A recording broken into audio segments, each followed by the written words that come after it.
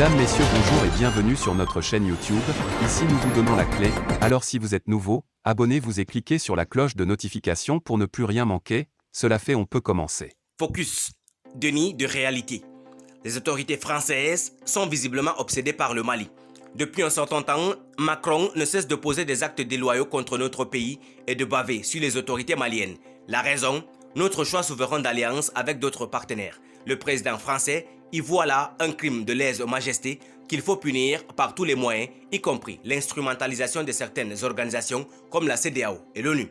Ici et là, tout est mis en œuvre pour étouffer le Mali et le contraindre de se plier au diktat. D'ailleurs, comme si nous avions lié notre destin à celui de l'Hexagone pour l'éternité. Après les pressions, les menaces, les chantages, les sanctions, les violations de l'espace aérien, l'espionnage et l'assistance aux terroristes, les autorités françaises persistent dans leur entreprise perfide contre le Mali. Lieu choisi, le siège de l'ONU. Le monde assiste à une vraie manipulation de l'Organisation des Nations Unies par la France qui gagnerait pourtant à faire preuve de dignité et garder le profil bas quand on sait les conditions dans lesquelles le siège de membre permanent du Conseil de sécurité lui a été attribué. Il faut rappeler ceci à Macron. Alors qu'elle n'était pas conviée aux conférences de Téhéran et de Yalta par les puissances alliées qui ont vaincu le Reich allemand le 8 mai 1945 au moment de la signature de l'armistice mettant fin à la guerre mondiale à Berlin, la France a joué des coudes avec l'aide de la Grande-Bretagne pour être conviée à la table des vainqueurs. Détail croustillant de cette rencontre. La présence de l'invité surprise, la France, crée un petit cafouillage. Le drapeau français n'était pas là aux côtés de ceux des vainqueurs. Catastrophe. Il a fallu trouver un stratagème afin d'éviter une humiliation suprême aux Français. Sous le regard goguenard du maréchal Youkov, une jeune soldate russe a déchiré un morceau de sa jupe rouge pour l'ajouter à des morceaux de tissu bleu et blanc. Résultat, un drapeau français est rafistolé à la va-vite.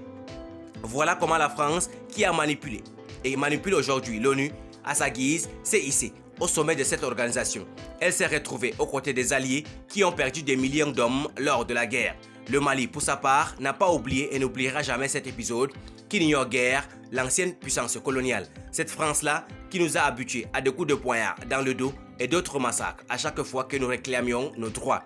Tiroï restera gravé dans la mémoire de tous les Africains. Aujourd'hui, les manœuvres éhontées de la France, les pièges tendus et les tentatives de division et ou de déstabilisation entreprises contre notre pays sont connus de tous, y compris des pays africains, européens et d'ailleurs. Certaines de ces actions de déstabilisation sont faites en complicité avec des groupes terroristes. Le gouvernement malien, par la voix du ministre des Affaires étrangères et de la coopération internationale, Abdoulaye Diop, l'a encore dénoncé lors de la réunion du Conseil de sécurité.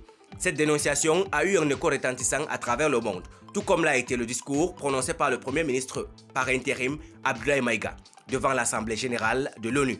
À travers ces deux interventions, le monde est largement informé de la duplicité du gouvernement français au Mali et au-delà dans le Sahel.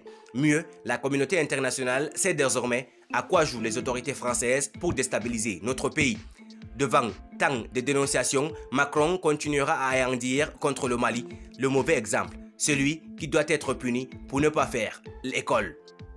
Il oublie tout simplement qu'une page de la relation Afrique-France est résolument tournée. Merci pour votre aimable attention. Si vous êtes nouveau, n'oubliez pas de cliquer sur la cloche de notification et de vous abonner à la chaîne. Merci, à très bientôt pour une nouvelle vidéo.